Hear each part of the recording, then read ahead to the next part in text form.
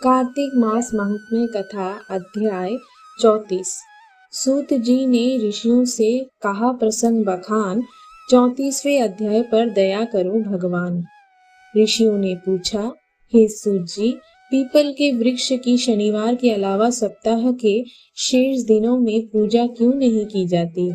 सूत जी बोले, हे ऋषियों, समुद्र मंथन करने से देवताओं को जो रत्न प्राप्त हुए, उनमें से देवताओं ने लक्ष्मी और कौस्तुभ मुनि भगवान विष्णु को समर्पित कर दी थी। जब भगवान विष्णु लक्ष्मी जी से विवाह करने के लिए तैयार हुए तो लक्ष्मी जी बोली, हे प्रभु, जब तक मेरी बड़ी बहन का विवाह नहीं हो जाता तब तक मैं छोटी बहन आपसे किस प्रकार विवाह कर सकती हूँ। इसलिए आप पहले मेरी बड़ी बहन का विवाह करा दे, उसके बाद आप मुझसे विवाह कीजिए। यही नियम है जो प्राचीन काल से चला आ रहा है।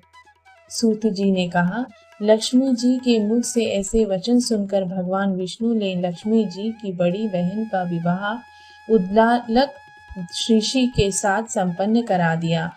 लक्ष्मी जी की बड़ी बहन अलक्ष्मी जी बड़ी कुरूप थी। उसका मुख बड़ा, दांत चमकते हुए, उसकी देह वृद्धा की भांति, नेत्र बड़े बड़े और बाल रूखे थे।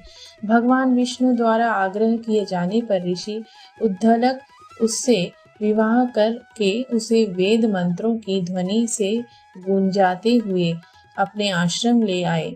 वेद ध्वनि से गुंजित हवन के पवित्र धुएं से सुगंधित उस ऋषि के सुंदर आश्रम को देखकर लक्ष्मी को बहुत दुख हुआ। वह महर्षि उद्दालक से बोली, इस आश्रम में वेद ध्वनि गूंज रही है, इसलिए यह स्थान मेरे रहने योग्य नहीं है। इसलिए आप मुझे यहाँ से अन्यत्र ले जाइए। उसकी बात सुनकर महर्षि उद्दालक बोले, तुम यहाँ क्यों नहीं रह सकती और तुम्हारे रहने योग्य अन्य कौन सा स्थान है, वह भी मुझे बताओ। अलक्ष्मी बोली, जिस स्थान पर वेद की ध्वनि होती हो, अतिथियों का आदर सत्कार किया जाता हो, यज्ञ आदि होते हो, ऐसे स्थान पर मैं नहीं रह सकती। जिस स्थान पर पति पत्नी आपस में प्रेम से रहते हो, पितरों के निमित्त यज्ञ होते हो, देवताओं की पूजा होती हो, उस स्थान पर भी मैं नहीं रह सकती। जिस स्थान पर वेदों की ध्वनि ना हो, अतिथियों का आदर सत्कार ना होता हो, यज्ञ ना होते हो, पति पत्नी आपस में क्लेश करते हो, पूज्य वृद्धों सत्पुरुषों तथा मित्रों का आदर होता हो, अनादर होता हो, जहाँ दुराचारी, चोर, परस्त्रीगामी मनुष्य निवास करते हो, जिस स्थान पर गायों की हत्या की जाती हो, मद्यपान, ब्रह्महत्या आदि पाप होते हो, ऐसे स्थानों पर मैं प्रसन्नता पूर्वक निवास करती हूँ। सूत जी बोले, अलक्ष्मी के मुख से इस प्रकार के वचन सुनकर उद्दालक का मन खिन्न हो गया। वह इस बात को सुनकर मौन हो गए।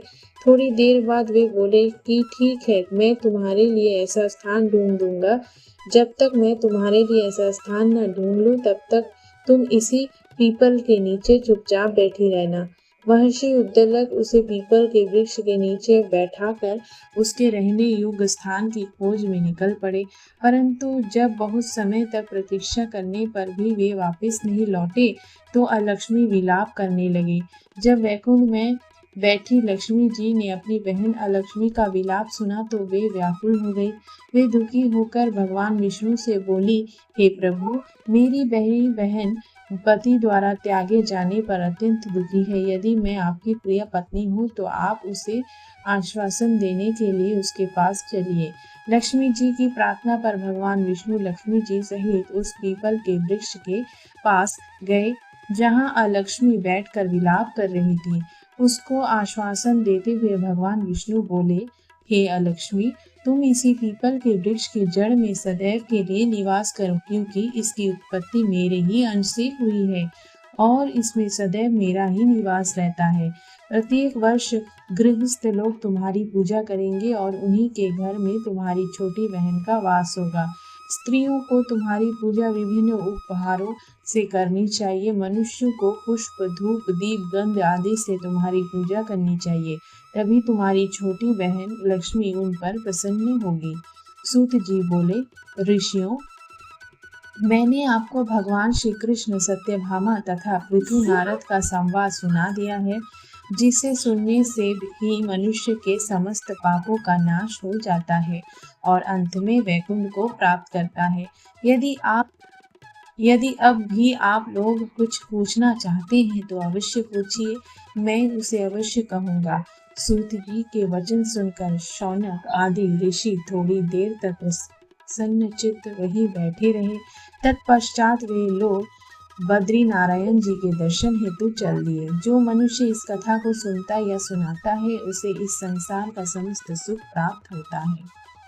कार्तिक मास महात्म्य कथा अध्याय 34 इति।